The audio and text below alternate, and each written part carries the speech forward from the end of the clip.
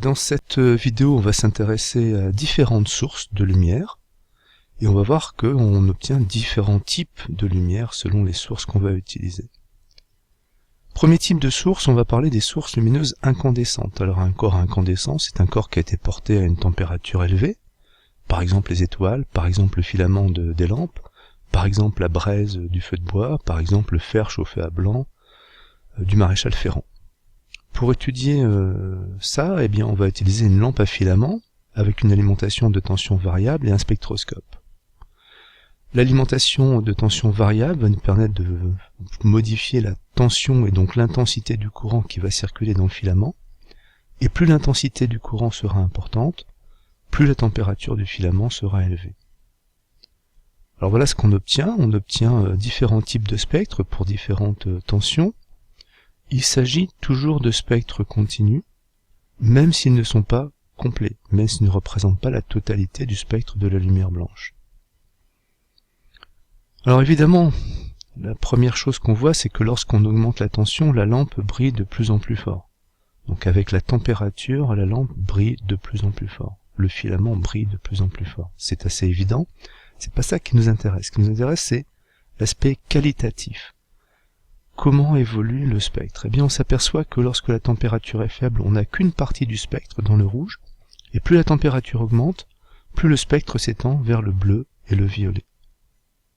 Eh bien, il y a une loi qui traduit ça, qui s'appelle la loi de Vien, ou loi de Vienne, et qui nous dit la chose suivante.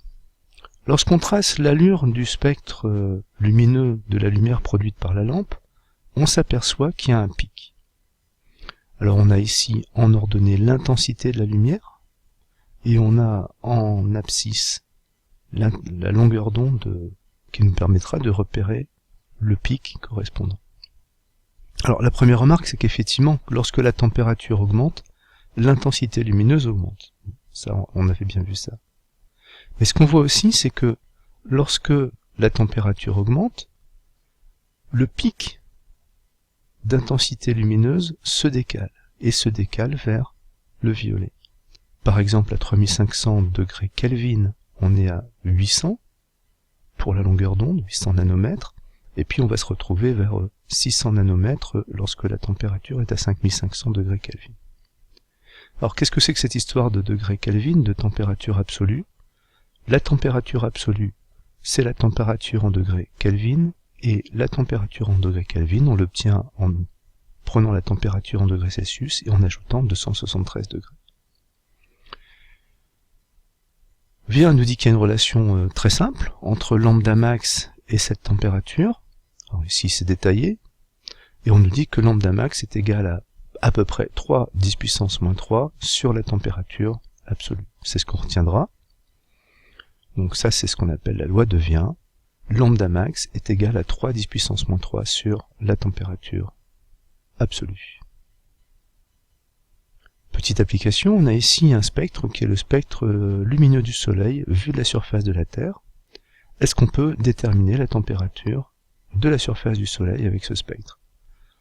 On vous laisse réfléchir un petit peu, vous pouvez mettre la vidéo sur pause pour traiter cet exercice. Alors sur ce spectre, on va pouvoir repérer la valeur de lambda max qui correspond à la longueur d'onde du pic d'intensité lumineuse. Ici on trouve un lambda max qui vaut à peu près 0,6 micromètres. Une fois qu'on a déterminé lambda max, on va appeler la loi de Vien qui nous dit eh bien que lambda max est égal à 3 10 puissance moins 3 sur t. Donc eh bien t est égal à 10 puissance moins 3 sur lambda max. On fait l'application numérique, 3 10 puissance moins 3 sur 6 10 puissance moins 7, la longueur d'onde qu'on a trouvée, on obtient 5 10 puissance 3 degrés Kelvin, c'est la température absolue. Pour connaître la température en degrés Celsius, puisque 1 Kelvin c'est 1 Celsius plus 273, la température en degrés Celsius c'est la température en Kelvin moins 273. Donc on trouve quelque chose comme à peu près 4700 degrés.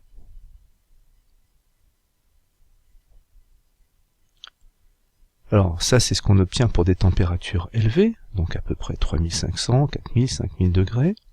Mais si les températures sont plus faibles, qu'est-ce qu'on obtient? On voit bien que la longueur d'onde diminue, la longueur d'onde lambda max du pic diminue avec la température. Ici, à 800 nanomètres, on se trouve à la limite de la lumière visible, on se trouve au rouge. À 400 nanomètres, on se trouve dans le violet. Donc on voit bien que si la température diminue, le pic va se retrouver avec des longueurs d'onde qui ne sont plus situées dans la lumière visible, mais qui sont situées dans l'infrarouge. Donc plus la température va diminuer, plus lambda max va se décaler dans le domaine des infrarouges.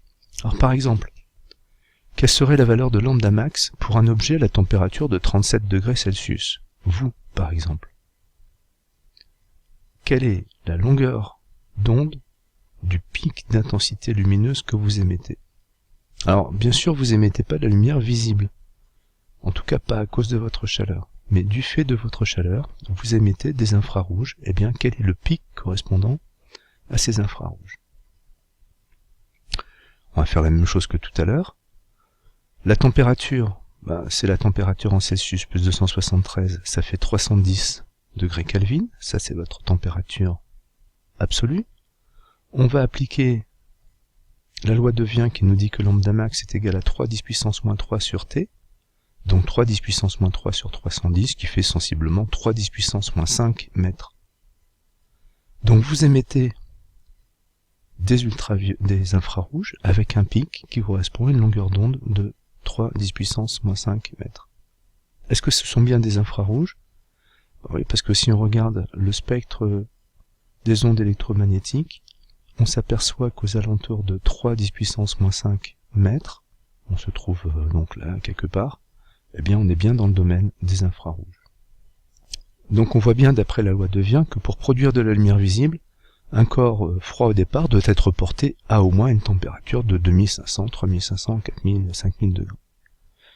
Cependant, pour les corps portés à des températures moindres, beaucoup plus modestes, eh bien ces corps émettent aussi des ondes électromagnétiques sous forme d'infrarouge. Ces ondes ne sont pas visibles par l'homme, mais sont tout à fait détectables par des caméras qu'on appelle les caméras thermiques. Et on voit ici, une caméra thermique qui prend un personnage qui est en train de faire du sport, qui est en train de lever des haltères.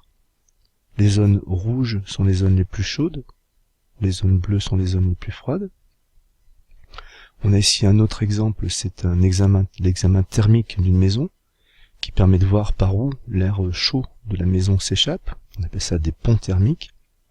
Donc ici, c'est visiblement au niveau des fenêtres. Et puis enfin, on peut aussi utiliser ce phénomène des infrarouges avec des lunettes infrarouges qui sont par exemple utilisées par les différentes armées. Alors justement, parlons de ce spectre des ondes électromagnétiques. La lumière visible est une toute petite partie de ce spectre, entourée par les infrarouges et les ultraviolets. Mais du côté des infrarouges, on a aussi des micro-ondes, puis des ondes radio. Du côté des ultraviolets, on va retrouver des rayons X, puis encore plus énergétiques, des rayons gamma. Donc la lumière visible, c'est vraiment une très faible partie de ce qu'on appelle les ondes électromagnétiques.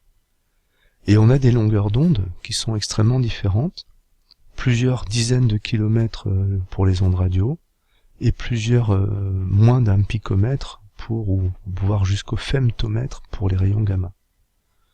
Pour la lumière visible, je vous rappelle que la longueur d'onde, elle va de 400 nanomètres à 800 nanomètres. Alors toutes ces ondes sont de même nature et elles se déplacent toutes à la même vitesse. Cette vitesse, vous devez la connaître, elle vaut 3 10 puissance 8 mètres par seconde. Et pour tous ces domaines des ondes électromagnétiques, il y a une relation simple entre cette vitesse, la longueur d'onde dans le vide, la période des oscillations et la fréquence des oscillations. Vous vous souvenez de ce qu'on avait dit en seconde? La période, c'est la durée d'un motif. La fréquence, c'est le nombre de motifs en une seconde. Et on se souvient que la fréquence, c'est l'inverse de la période. Alors, quelle est cette relation que vous devez connaître, parce qu'on va l'utiliser plusieurs fois cette année, et surtout l'année prochaine, on la retrouvera très souvent? Elle nous dit que la vitesse de propagation de ces ondes électromagnétiques, elle est égale à lambda, leur longueur d'onde dans le vide, que divise T. Alors attention, c'est plus la température absolue, c'est la période. Et c'est aussi égal à lambda fois f étant égal à 1 sur t. Un petit exercice. Reprenons cette onde infrarouge de tout à l'heure pour lequel la longueur d'onde était de 3 10 puissance moins 5 mètres. Est-ce que vous êtes capable de déterminer la valeur de sa période et la valeur de sa fréquence? Vous pouvez mettre la vidéo sur pause pour traiter cet exercice. Bien, la vitesse de propagation, c'est la longueur d'onde que divise la période. Donc la période, c'est la longueur d'onde que divise la vitesse de propagation. L'application numérique, 3 10 puissance moins 5 mètres que divise 3 10 puissance 8 mètres par seconde, nous donne 10 puissance moins 13 secondes. C'est la valeur de la période. Et pour connaître la fréquence, il suffit de faire l'inverse de la période. 1 sur 10 puissance moins 13, ça fait 10 puissance 13 Hz. Alors maintenant, on va passer à un autre type de sources lumineuses. Ce sont plus des sources incandescentes, on appelle ça des sources lumineuses froides. Alors c'est quoi? Alors, froide, ça veut pas dire glacé. Froide, c'est par opposition aux sources lumineuses qui sont à plusieurs milliers de degrés. Là, par exemple, on a des flammes qui sont à quelques centaines de degrés. Les températures, certes, pour nous, c'est pas froid, mais c'est froid par rapport aux plusieurs milliers de degrés des lampes, par exemple, à filament. Donc, on a ici ce qu'on appelle des flammes, dans lesquelles on va mettre un certain nombre d'éléments chimiques, et on voit que ces flammes sont colorées. Il y a aussi de la bioluminescence. Ici, c'est un verre luisant. Ici, ce sont des méduses qu'on trouve dans les fonds abyssaux.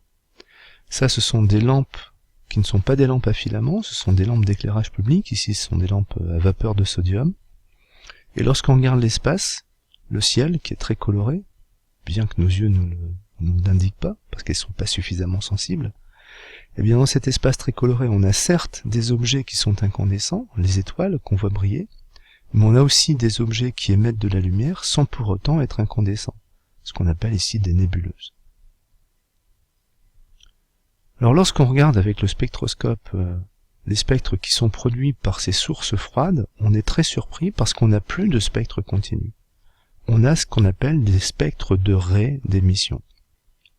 Par exemple, avec une lampe à vapeur de mercure, on obtient ces raies-là. Par exemple, avec le laser, voilà ce qu'on obtient. Par exemple, avec une lampe à vapeur de sodium, voilà ce qu'on obtient. Voilà ce qu'on obtient avec un tube fluorescent, et voilà ce qu'on obtient avec une LED blanche. Donc on n'a plus de spectre continu, on a des spectres de raies d'émission. Il existe un autre type de spectre, qu'on appelle les spectres de raies d'absorption. Comment est-ce qu'on obtient un spectre continu? On obtient ça avec une source incandescente. Comment est-ce qu'on obtient un spectre de raies d'émission? Eh bien, il faut, par exemple, des gaz qu'on a fait chauffer, ou alors on a une décharge électrique, donc on a excité de la matière, et on obtient à ce moment-là, sur fond noir, des raies colorées. Pour obtenir les spectres de raies d'absorption, c'est assez différent. Il faut disposer d'une source incandescente, et entre la source incandescente et l'observateur, on va avoir un gaz froid, des atomes qui sont présents et qui vont absorber une certaine partie de la lumière. Donc sur un fond qui est un fond de spectre continu, on va avoir des raies noires apparaître. C'est le cas par exemple pour le Soleil, parce que tout à l'heure quand on a regardé son spectre, on s'est aperçu qu'il n'était pas extrêmement régulier. La loi de Wien sur les corps noirs prévoit bien que ce spectre a une allure qui est régulière.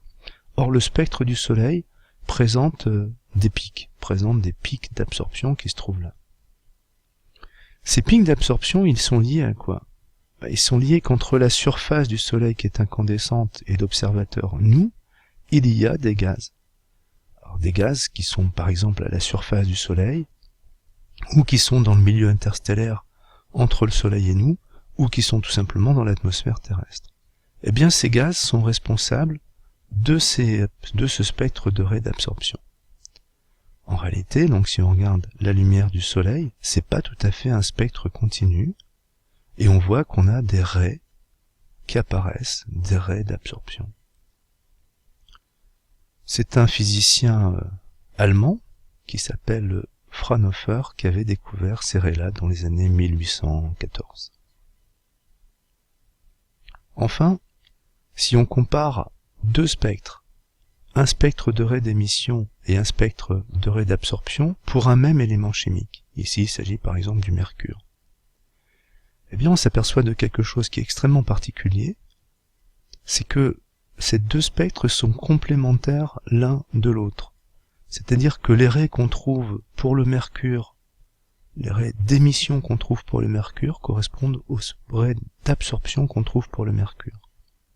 Autrement dit, pour un élément chimique donné, les longueurs d'onde des raies du spectre d'absorption sont les mêmes que celles des raies du spectre d'émission. Autrement dit encore, eh bien les longueurs d'onde d'un spectre de raies sont caractéristiques d'un élément chimique. Bien sûr, ça a des applications en chimie analytique et en astronomie. Si vous voulez en savoir plus sur la spectroscopie, vous pouvez aller sur le site qui se trouve là, culturesciences-physique.école-normale-supérieure ens-lyon.fr, dossier thématique, c'est spectroscopie. Et là, vous avez toute une série de petits articles qui nous expliquent les apports et les atouts de l'utilisation de la spectroscopie en astronomie pour trouver des étoiles qui tournent sur elles-mêmes, pour déterminer la quantité de soufre dans une vieille étoile. Voilà. Et donc on a terminé cette partie du programme.